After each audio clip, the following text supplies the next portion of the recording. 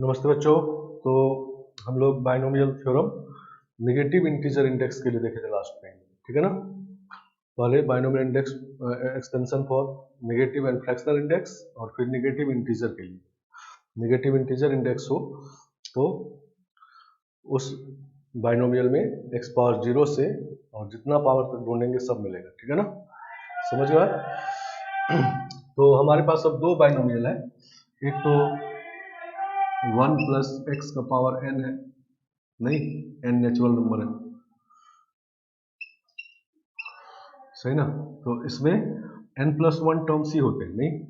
और इसमें पावर क्या क्या मिलेगा, तो x पावर 0 से स्टार्ट होगा, फिर x पावर 1 मिलेगा, फिर x पावर 2 मिलेगा और फिर x पावर n तक मिलेगा, नहीं, सही ना।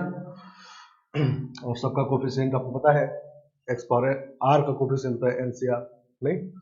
इसी तरह से मान लो ऐसा एक्स क्यूब का पावर मान लो 4 है, तो ये भी पॉजिटिव इंटीजर पावर है, इसमें भी एक्स पावर 0 एक्स पावर 3 मिलेगा, नहीं, 3 का मल्टीपल पावर इसमें मिलेगा, फिर एक्स पावर 6 मिलेगा, फिर एक्स पावर 9, फिर एक्स पावर 12, नहीं। तो 5 टर्म इसमें यही वाले होंगे, नहीं। इसमें सेकेंड टर्म का पावर 1 रखेंगे तो एक्स पावर 3 आएगा, फिर 2 रखेंगे तो 6 आएगा, नहीं, 3 का मल्टीपल पावर इसमें मिलेगा।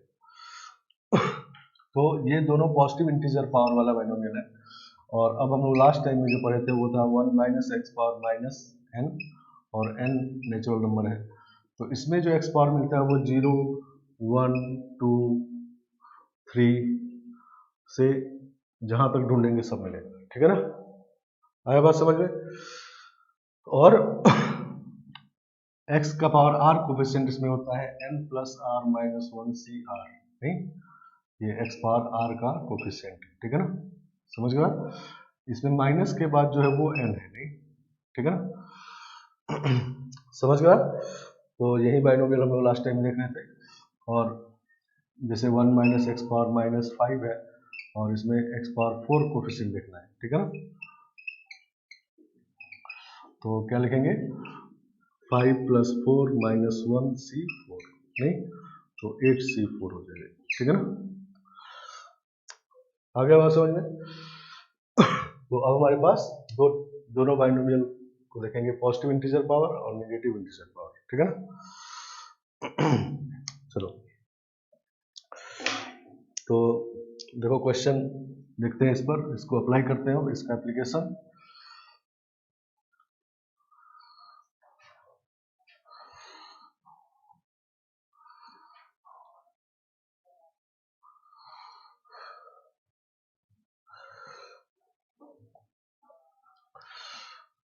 तो क्वेश्चन ये है, find coefficient of 1 plus x square plus x cube plus x power 4 का पावर 3। फाइंड कोफिशिएंट ऑफ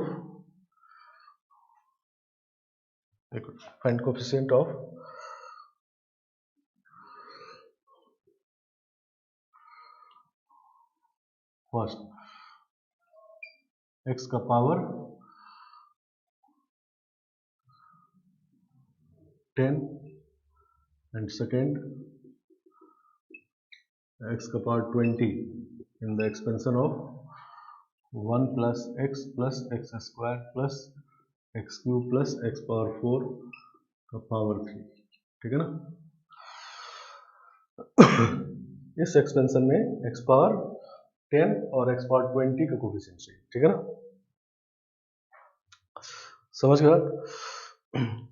तो अब देखो, ऐसा क्वेश्चन हम लोग मल्टीनोमियल से भी कर चुके हैं, ठीक है ना, मल्टीनोमियल थ्योरम है, ठीक है ना।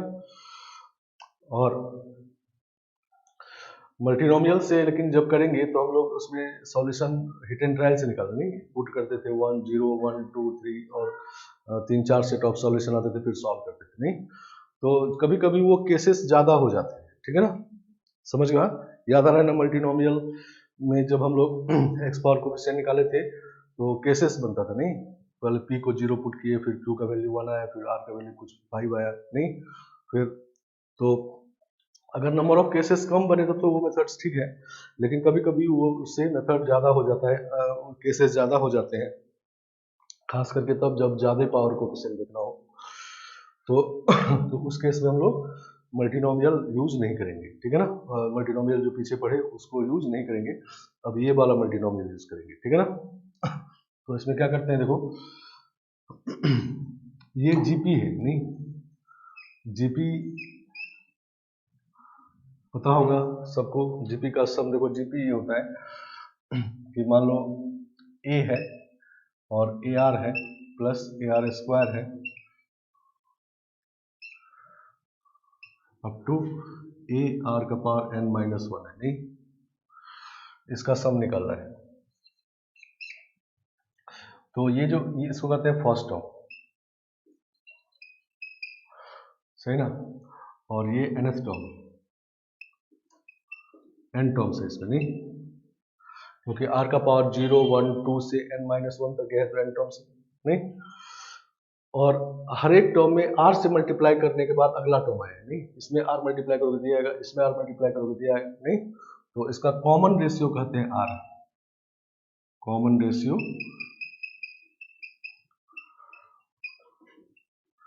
इक्वल टू r, ठीक है ना।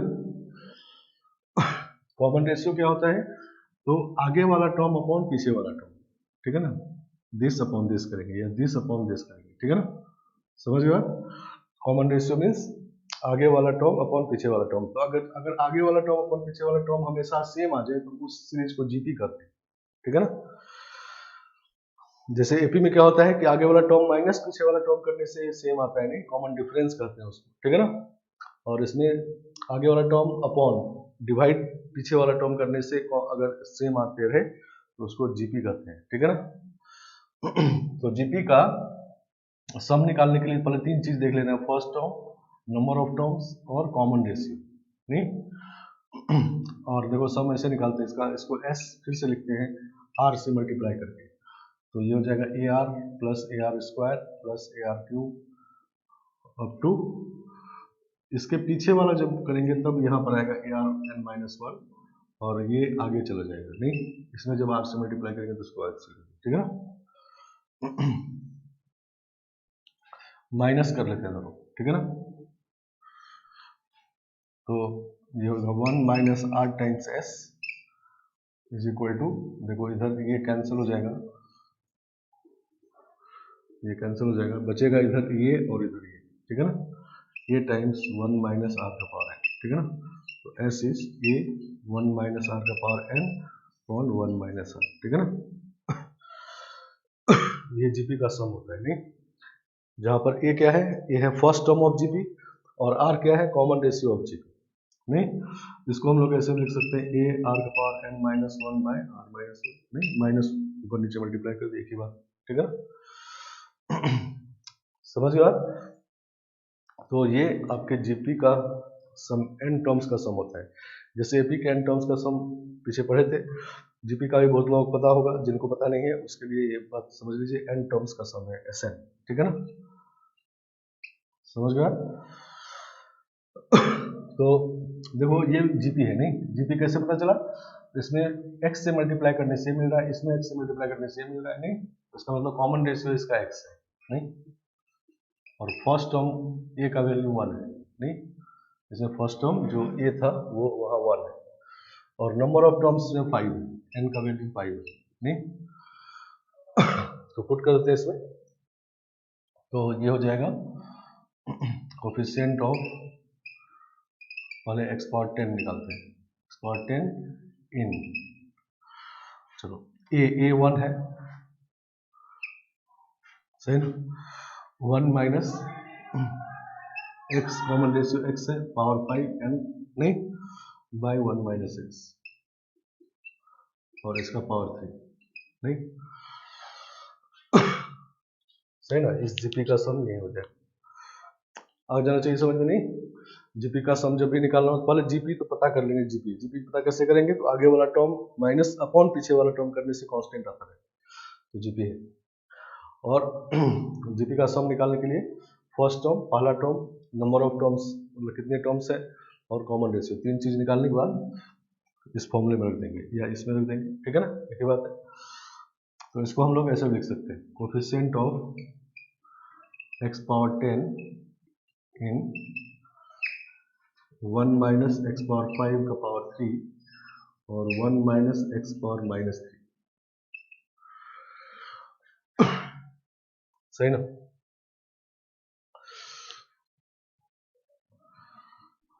इसको हटा लेते हैं।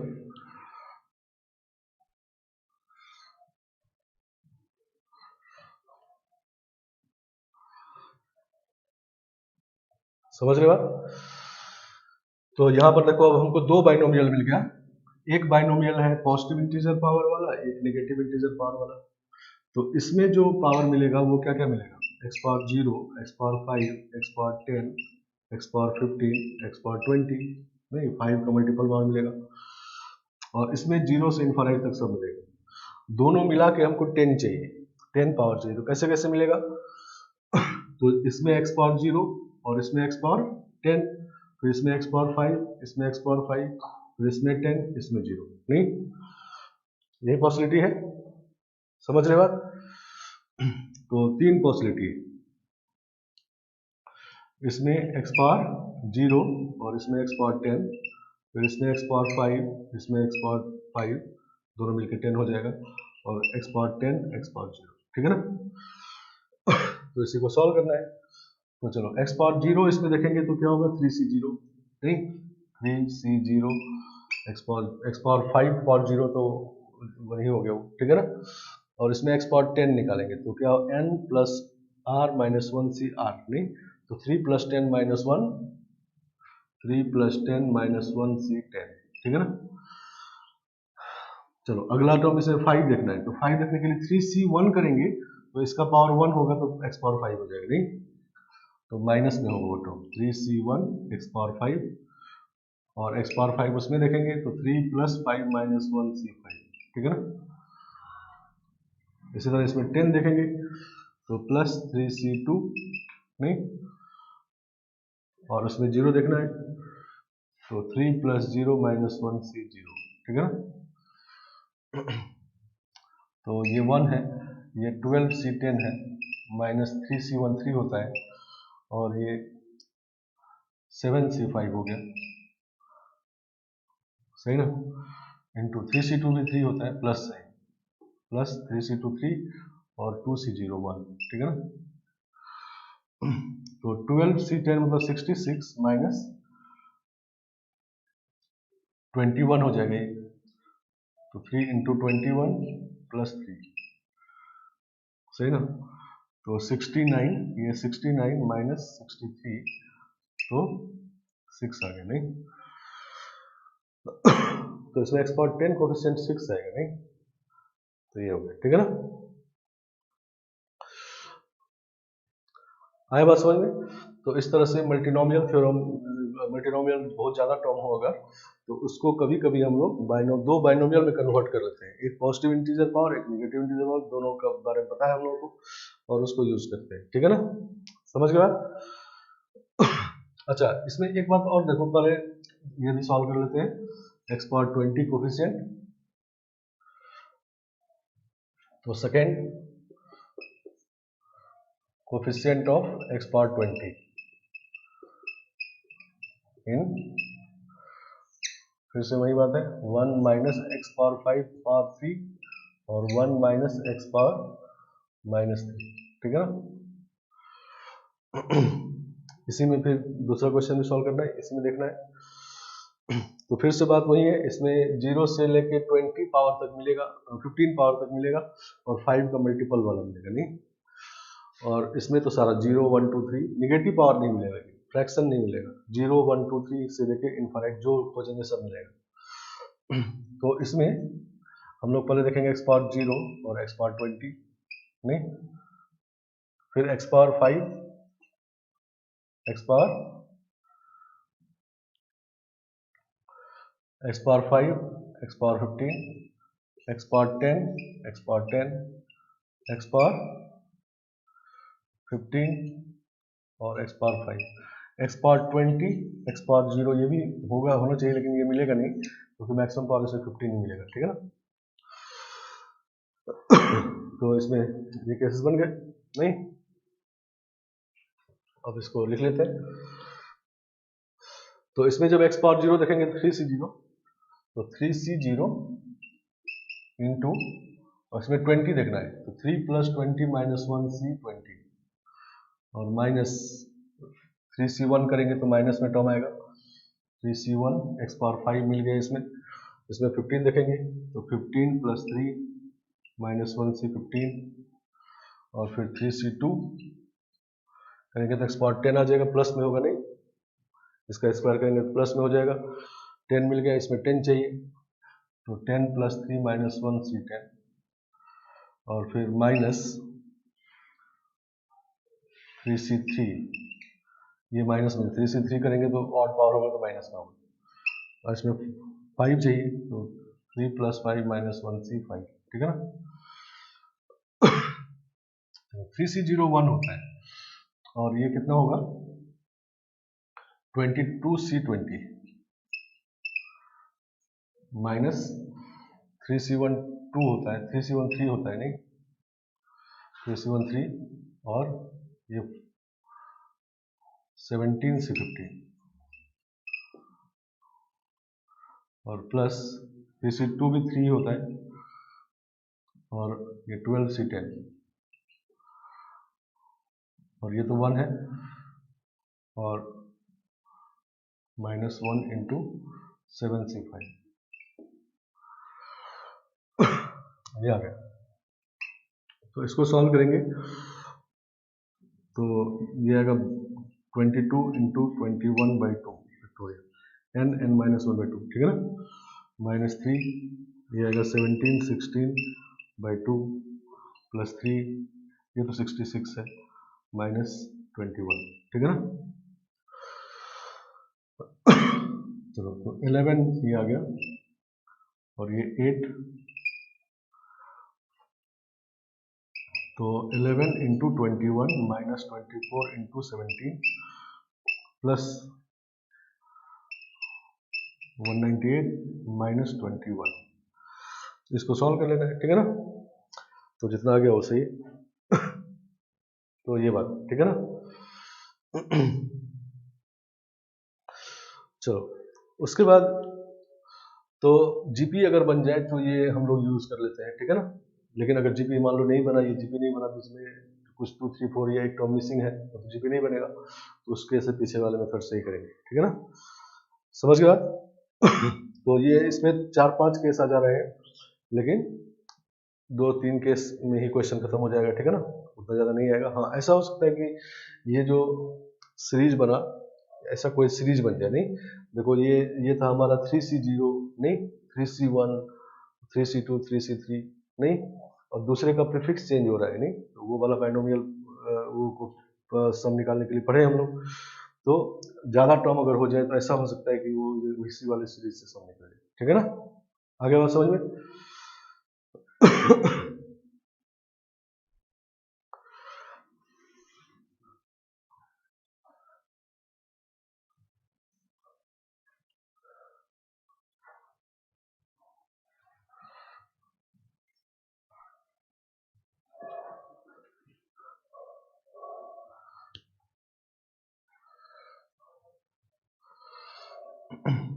चलो एक बात और देखो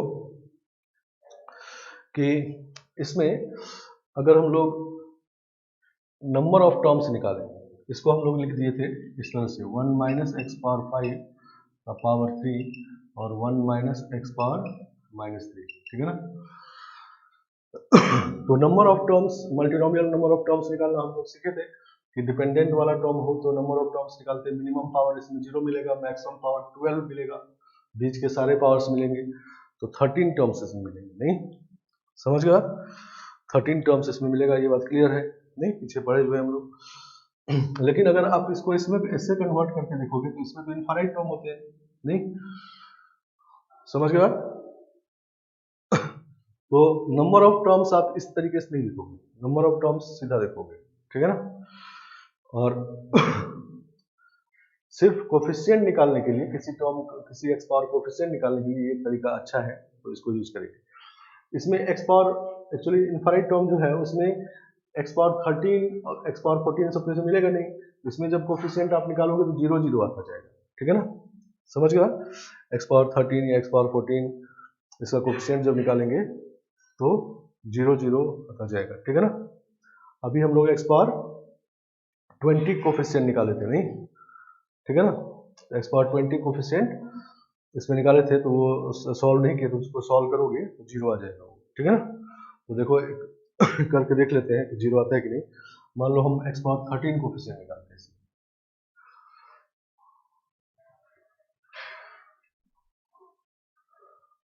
find coefficient of x power 13,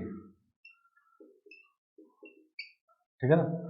तो यहां से तो देखते ही कर देंगे 0 है, नहीं, तो 12 मैक्सिमम पावर है इसका, 20 वाला भी देखते ही कर देना चाहिए था 0 है, नहीं, लेकिन इस तरीके से करेंगे तो लग रहा है कि 13 मिलेगा इसमें, नहीं, लेकिन वो जब निकालोगे 0 आ जाएगा, तो वही वेरीफाई कर लेते हैं कि 0 आता है कि नहीं, ठीक है ना। तो 13 देखो कैसे कैसे मिलेगा, तो इसमें x पावर 0, इसमें x पावर 13, नहीं, इसमें x पावर 5, इसमें x पावर 8, इसमें x पावर 10, x पावर 3, नहीं। अब तो 15 मिलेगा तो उधर मिलेगा नहीं, ठीक है ना, तो 3 टर्म मिलेगा खाली, तो तीनों को निकालते हैं।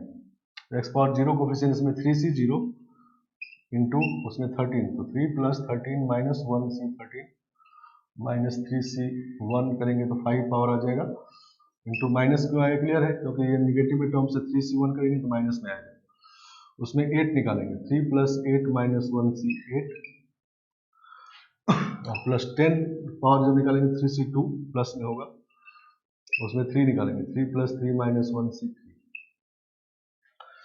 समझ गया। चलो, तो ये आपका है 3c0 और 15c13 माइनस 3c1, ये है 10c8, ठीक है ना, 10c8 प्लस 3c2 और 5c3, सही ना।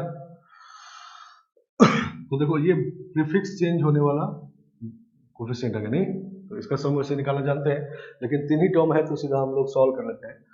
तो दिस इज इक्वल टू 1 हो गया ये, और ये होगा 15 इंटू 14/2 माइनस 3c1 3 हो गया, 10 इंटू 9/2 प्लस 3 इंटू 5 इंटू 4/2, सही ना, कैसे लिख रहे हैं, तो वो ये 105 हो जाएगा, नहीं, कैंसिल हो जाएगा, तो 105 हो गया, और ये हो गया 135, नहीं, और प्लस ये हो गया 30, तो 135 और माइनस 135 0 आ गया, नहीं, समझ गया। तो इसमें जो इनफाइनाइट टर्म दिख रहा है वो इनफाइनाइट टर्म तो दिख रहा है, लेकिन उसमें x पावर 12 के आगे सारे कोफिशिएंट 0 होते जाएंगे, ठीक है ना।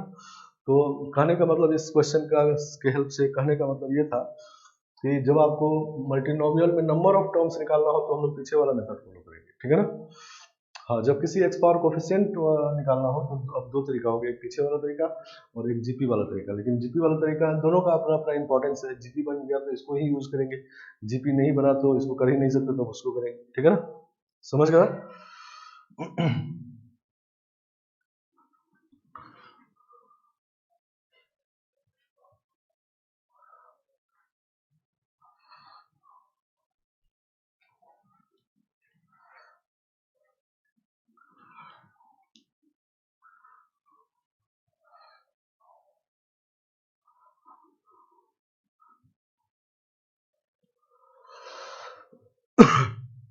एक और क्वेश्चन कर लेते, देखो, फाइंड कोफिशिएंट ऑफ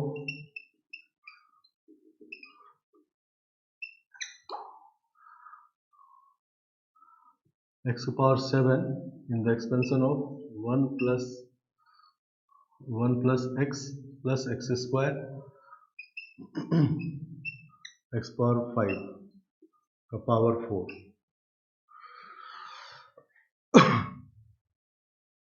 सही ना। तो इसमें x पावर 7 तो मिलेगा नहीं, क्योंकि इसमें मिनिमम 0 मिलेगा, मैक्सिमम 20, तो इसमें 7 भी आएगा नहीं। तो हम लोग फिर से देखो जीपी बन रहा है ये नहीं, इसका फर्स्ट टर्म a का वैल्यू 1 है और कॉमन रेशियो r जो था वो x है और नंबर ऑफ टर्म इसमें 6 है नहीं। नंबर ऑफ टर्म 6 कैसे हो गया, क्लियर है, क्योंकि x पावर 0 से x पावर 5 तक जा रहा है नहीं, तो 6 टर्म्स है। क्लियर। चलो तो हम लोग इसका जो सम लिखेंगे वो क्या लिखेंगे, a मतलब 1 माइनस r मतलब x power n by 1 minus r नहीं, ये इसका सम आएगा और पूरे का पावर 4 है तो 4 हो गया नहीं। तो कोफिशिएंट ऑफ x पावर 7 इसमें देखना है, ठीक है ना। तो coefficient of x power 7 in 1 minus x power 6 का पावर 4 और 1 माइनस x का पावर -4 हो गया नहीं। -4 कैसे हुआ, क्लियर है, ये पावर 4 है, ऊपर गया तो -4। आगे बात समझ में। चलो अब ये बाइनोमियल पॉजिटिव इंटीजर पावर वाला है, इसमें मिलेगा क्या क्या पावर, 0, 6, 12 ऐसे मिलेगा और इसमें 0 से इनफाइनाइट तक मिलेगा। तो 0 के साथ हम लोग इसमें x पावर 7 देखेंगे और फिर x पावर 6 के साथ x पावर 1 देखेंगे, और तो कोई पॉसिबिलिटी आएगा नहीं, क्योंकि इसमें इसके बाद इसमें 12 पावर आएगा। तो 12 पावर के लिए उसमें x पावर -5 दिख रहा है, तो निगेटिव पावर इसमें नहीं मिलता, 0 से इनफाइनाइट तक मिलता है नहीं। तो x पावर 0 पहले देखते हैं, तो 4c 0 इंटू 4 + 7 - 1c 7, ठीक है ना, और -4c 1 करेंगे तो 6 पावर आ जाएगा इसमें। और x पावर 1 देखेंगे तो 4 + 1 - 1c 1, ठीक है ना। तो 4c 0 तो 1 होता है और ये 10c 7 है नहीं, -4c 1 4 और ये 4c 1 नहीं। तो 10c 7 का वैल्यू होता है 10 9 8 बाय 3 फैक्टोरियल 3 × 2 नहीं, तो 3 3 जा 120 हो गया नहीं, तो 120 हो गई और ये 16 हो गया तो 104 नहीं। आ गया होगा समझ में नहीं। तो इस तरह से मल्टीनोमियल में कोफिशिएंट देखने का दूसरा तरीका ये है, पहला हम लोग पीछे पढ़ चुके थे, और दूसरा तरीका ये है, लेकिन नंबर ऑफ टर्म्स निकालने के लिए पीछे वाला तरीका ही यूज करना है, ठीक है ना।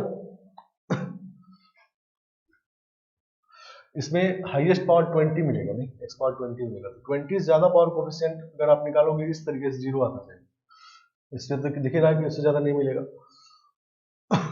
चलो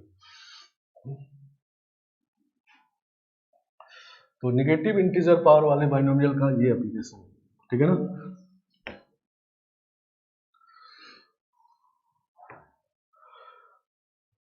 आगे बात समझ में। चलो अब देखो एक और एप्लीकेशन, वो क्वेश्चन ये है, फाइंड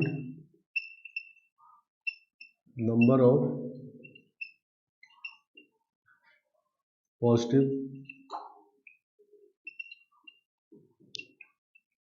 इंटीग्रल सॉल्यूशन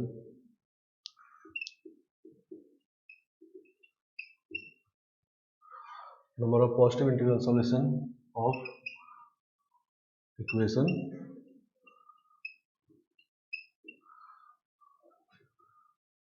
है x + y = 12, ठीक है ना।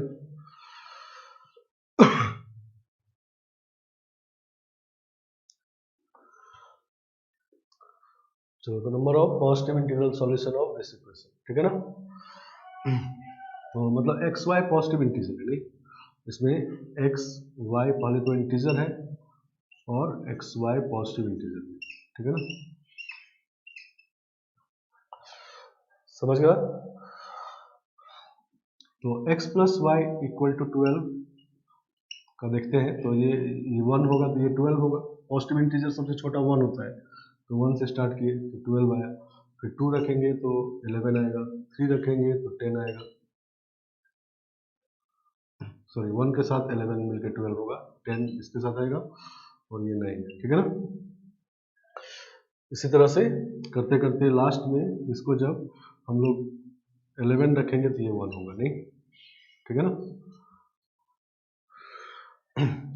12 रखेंगे तो ये 0 हो जाएगा, तो ये पॉजिटिव इंटीग्रल सॉल्यूशन नहीं हुआ क्योंकि 0 पॉजिटिव नहीं होता।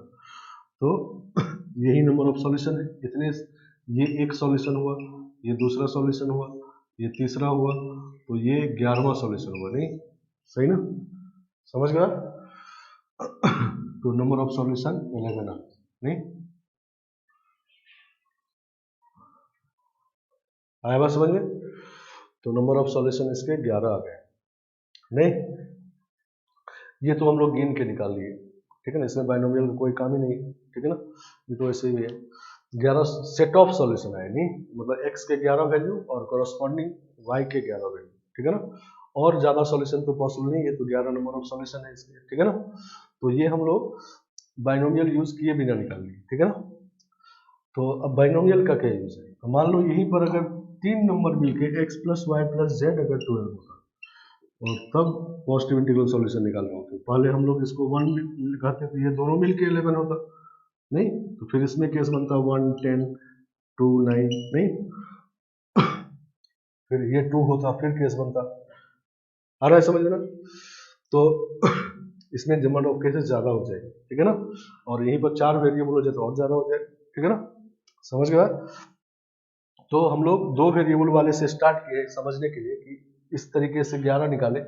अब इसको बाइनोमियल यूज करके देखो कैसे 11 निकालते हैं, ठीक है ना।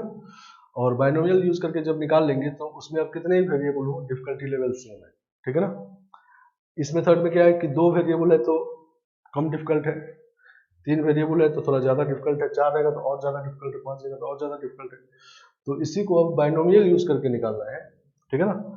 और बाइनोमियल यूज करके निकालेंगे तो उसमें अब वेरिएबल चाहे कितने भी हो जाए सबका डिफिकल्टी लेवल सेम रहेगा, ठीक है ना। चलो तो बाइनोमियल यूज करके कैसे निकालते हैं, तो हमारे पास 2 बाइनोमियल है, बाइनोमियल 2 है और एक मल्टीनोमियल है। तो बाइनोमियल 2 है मतलब एक पॉजिटिव इंटीजर पावर वाला और एक नेगेटिव इंटीजर पावर वाला, ठीक है ना, समझ गया। तो हम लोग क्या करते हैं कि ये x का वैल्यू जो है वो 1 से लेकर के 11 तक है, नहीं, तो हम लोग x का पावर 1 से 11 तक को ऐड करते हैं।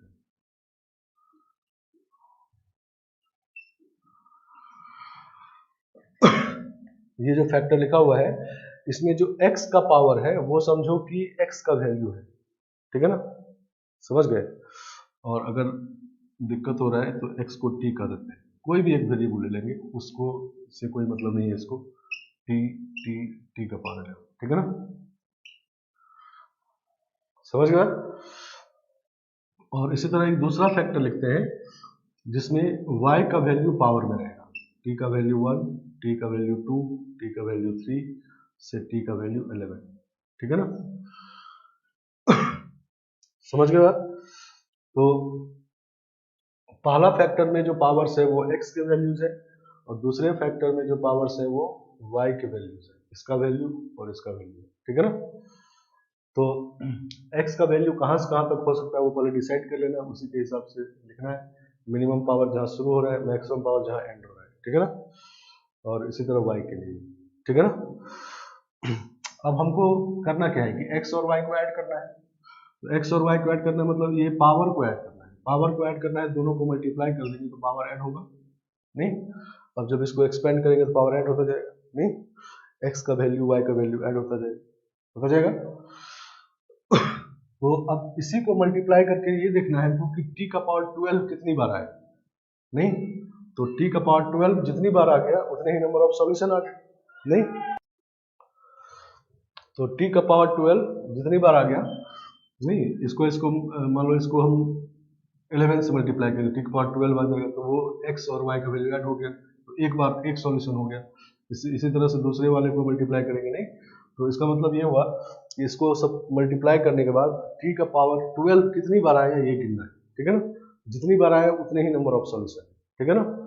तो वो गिनने का मतलब है कि उसका कोफिशिएंट देख लेना है, नहीं, जैसे मान लो 1 प्लस टी और 1 प्लस टी मतलब 1 प्लस टी का स्क्वायर हो गई, ठीक है ना।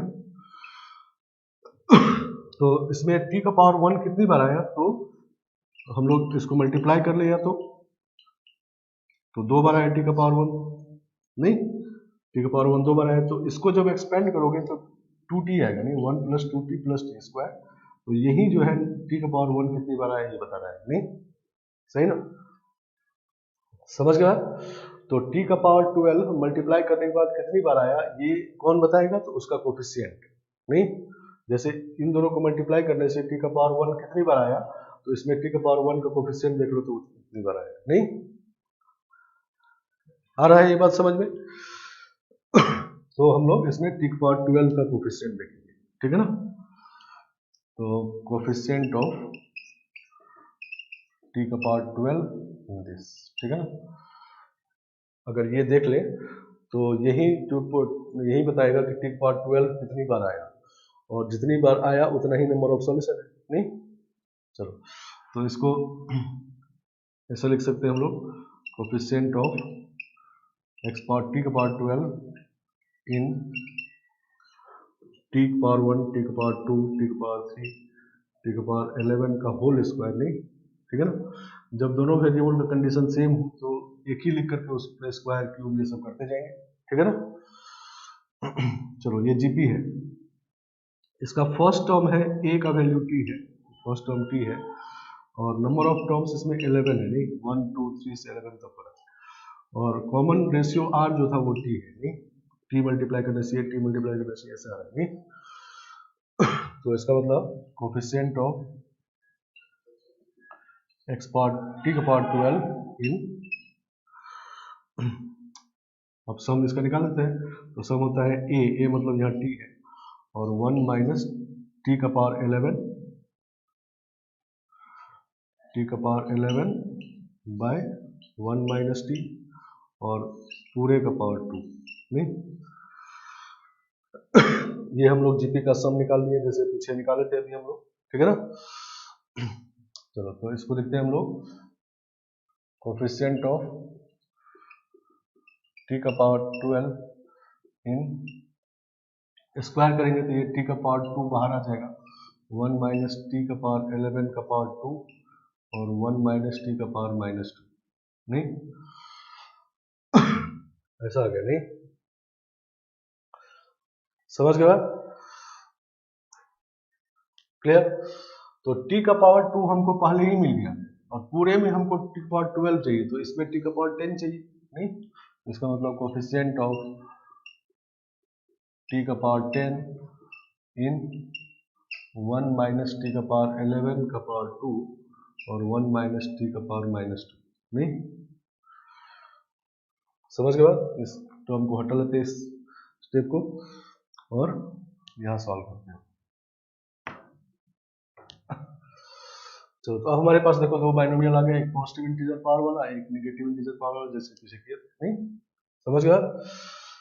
तो इसमें जो तीन टर्म होगा, इसमें t का पावर 0 मिलेगा, t का पावर 11 और t का पावर 22, नहीं, और इसमें 0 पावर से लेकर इनफाइनाइट पावर तक सब मिलेगा, नहीं इसमें सारा मिलेगा, और दोनों मिला के हमको t का पावर 10 चाहिए, तो क्या ऑप्शन है, इसमें t का पावर 0 देखें और इसमें t का पावर 1 देखें, नहीं 0 देखें, t का पावर 0, t का पावर 10। अगला और कोई पॉसिबिलिटी नहीं है, क्योंकि अगला टर्म इसमें t पावर 11 मिलेगा, तो उसमें -1 देखना होगा, और वो मिलेगा नहीं उसमें, ठीक है ना। चलो तो t का पावर 0 इसमें मतलब 2c0 इंटू उसमें 10 मतलब 2 + 10 - 1c10, ठीक है ना। तो 2c0 तो 1 होता है, और ये 11c10 आ गया, तो 11 आ गया, नहीं ठीक है ना। तो 11 नंबर ऑफ सॉल्यूशन आ गए इसमें तरफ से भी, नहीं समझ गए बात। तो 11 इधर से भी आता है, 11 इधर से भी। अब ये बात क्लियर हो गया, अब इसको समझना है कि क्या क्या करना है इसमें, नहीं। तो पहली बात कि जब भी इक्वेशन मिले और नंबर ऑफ इंटीग्रल सॉल्यूशन या पॉजिटिव इंटीग्रल सॉल्यूशन या नॉन नेगेटिव कहा जाए, तो उससे पहले एक्स वाई का वैल्यू कहाँ से कहाँ तक हो सकता है डिसाइड कर लेंगे, ठीक है ना। एक्स का मिनिमम वैल्यू और मैक्सिमम क्या हो सकता है डिसाइड कर लेंगे, और वही वैल्यू को यहाँ पावर में लिखेंगे, ठीक है ना, सही ना। और इसी तरह y का वैल्यू भी देख लेंगे, नहीं कभी कभी ऐसा भी रहेगा कि x पॉजिटिव है, y नॉन निगेटिव है, नहीं तो उस केस में y का वैल्यू अलग से डिसाइड करेंगे कि मिनिमम क्या है, मैक्सिमम क्या है, और उसको पावर में लिख देंगे, ठीक है ना, समझ गया। और अगर सेम है तो एक ही लिख करके स्क्वायर क्यूब ये सब कर दीजिए, ठीक है ना, समझ गया। अब इसी एक्सपेंशन में t का पावर 12 कोफिशिएंट देख लेंगे जितना सम चाहिए, नहीं सही ना, और t का पावर 12 कोफिशिएंट देखेंगे तो ये बात हो जाएगा, ठीक है ना, आए बात समझ में। अब देखो इसमें डिफिकल्टी लेवल मान लो अभी हमारे पास 2 वेरिएबल है, मान लो इसमें 3 वेरिएबल था, x plus y plus z हो जाता, ठीक है ना, तो क्या क्या होता, एक और फैक्टर आ जाता, तो ये पावर 3 हो जाता, नहीं ये जो पावर है 3 हो जाता, तो उससे डिफिकल्टी लेवल कोई फर्क नहीं पड़ता, फॉर्मूला है, ठीक है ना, समझ गया। तो ये बाइनोमियल में जो हम लोग कोफिशिएंट देख लेते हैं इजीली, और फॉर्मूला हमारे पास हो गया है, उसको यूज करने के लिए इस तरीके से किया, नहीं मतलब कहा गया था हमको सम करने के लिए, लेकिन पावर में लिख दिए, क्यों लिख दिए, क्योंकि इससे बाइनोमियल बन जाए, बाइनोमियल जो पढ़े हैं वो यूज होते, ठीक है ना, समझ गया। तो एक और क्वेश्चन देखो, 3 वेरिएबल वाला,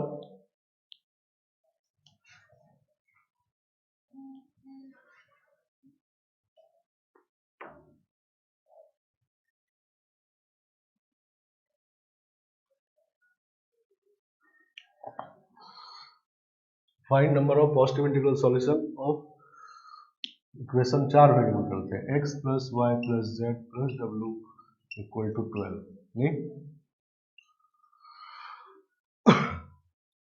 तो सबसे पहले काम क्या करेंगे, x y z w integer है, सही ना, और मिनिमम मैक्सिमम वैल्यू डिसाइड कर लेंगे, ठीक है ना, तो x का मिनिमम वैल्यू 1 होगा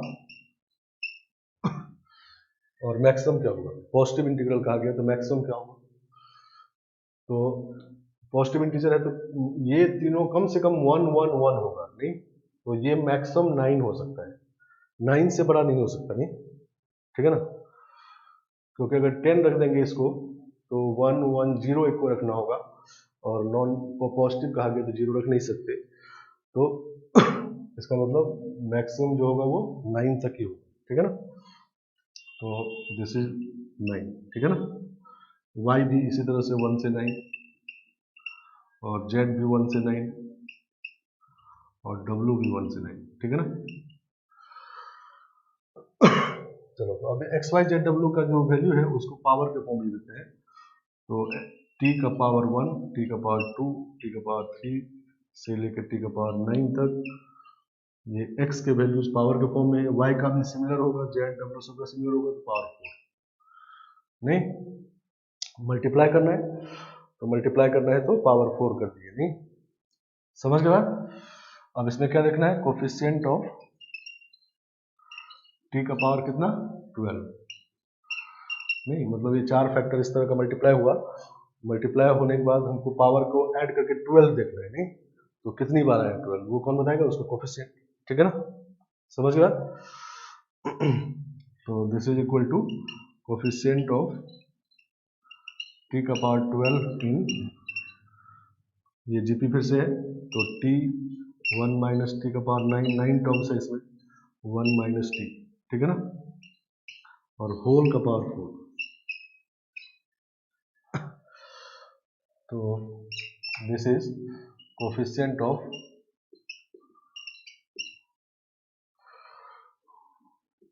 t का पावर 4 हो जाएगा, और t का पावर 12 सॉरी t का पावर 12 इन t का पावर 4 हो गई, ये तो t का पावर 4 हो गया, और 1 माइनस टी का पावर 9 का पावर 4, और 1 माइनस टी का पावर -4, नहीं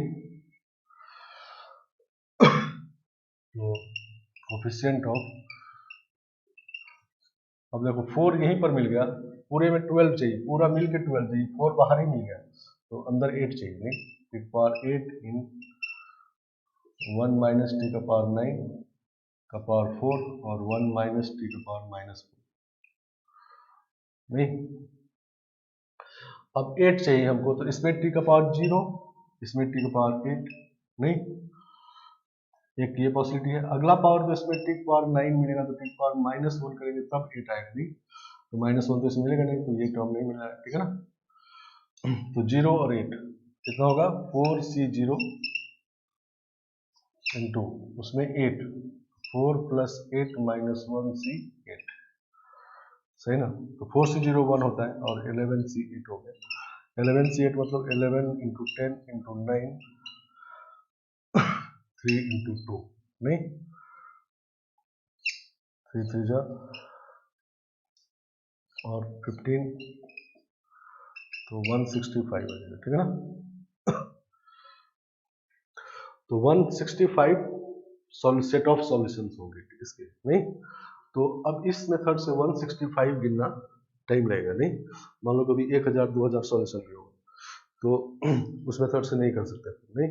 और इसमें देखो डिफिकल्टी लेवल सेम है, नहीं पावर खाली चेंज हुआ और पावर चाहे कुछ भी हो, हम लोग n पावर में कोफिशिएंट देखना जानते हैं जब, तो पावर 4 हो 2 हो 6 हो, उससे डिफिकल्टी लेवल में कोई फर्क नहीं पड़ना है, ठीक है ना। आगे बात समझ में। चलो तो ये है। अब एक और क्वेश्चन देखो,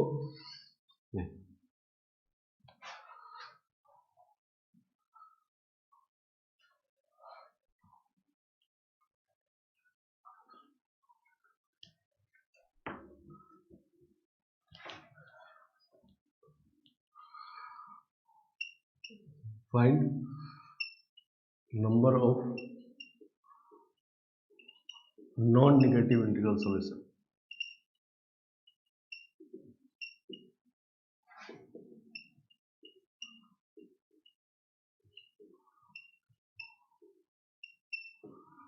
of x + y + z + w = 12, ठीक है ना।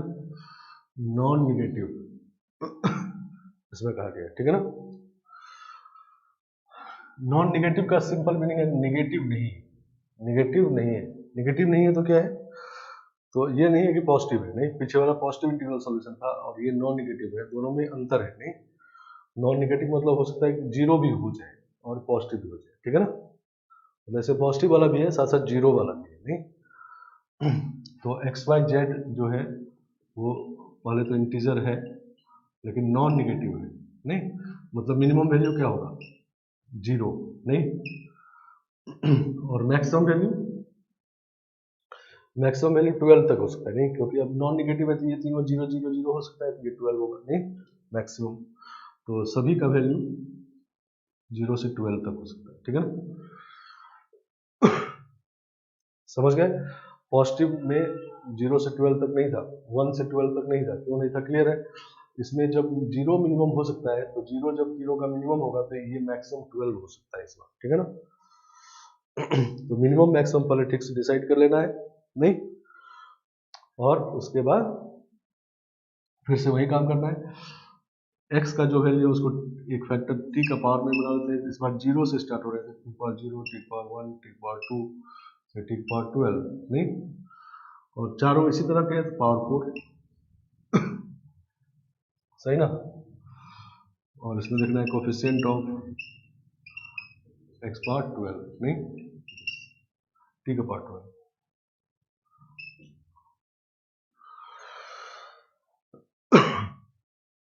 मतलब जितना सम चाहिए, क्योंकि इसमें पावर को सम भी करेंगे तो जितना सम चाहिए उतने पावर को कोफिशिएंट देंगे, ठीक है ना।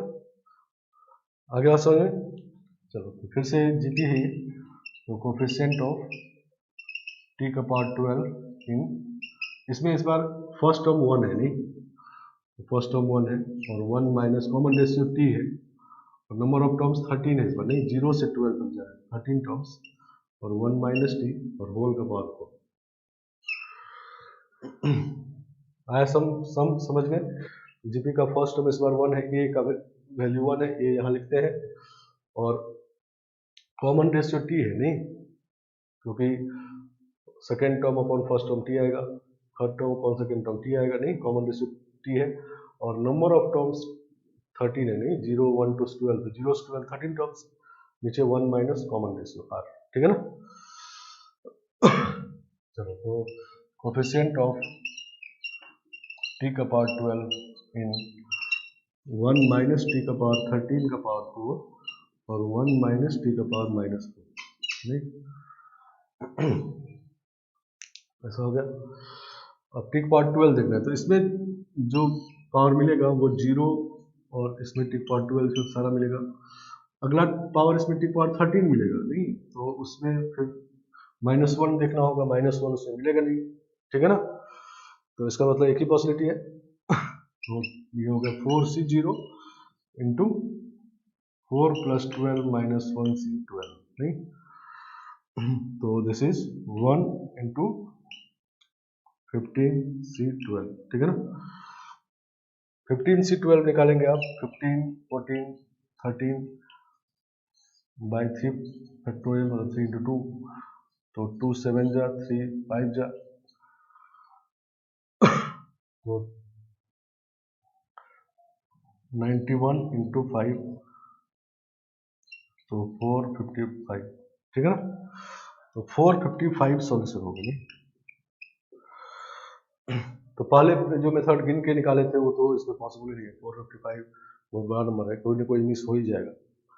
और दूसरा इसमें देखो पीछे वाला क्वेश्चन में 165 सॉल्यूशन आया था, नहीं उसे पॉजिटिव इंटीग्रल सॉल्यूशन निकालना था, सिर्फ 0 ऐड हो जाने के बाद नंबर ऑफ सॉल्यूशन ज़्यादा बढ़ गया, नहीं इतने सारे बढ़ गए, ठीक है ना। तो अभी हम लोग पॉजिटिव नॉन नेगेटिव क्वेश्चन किए।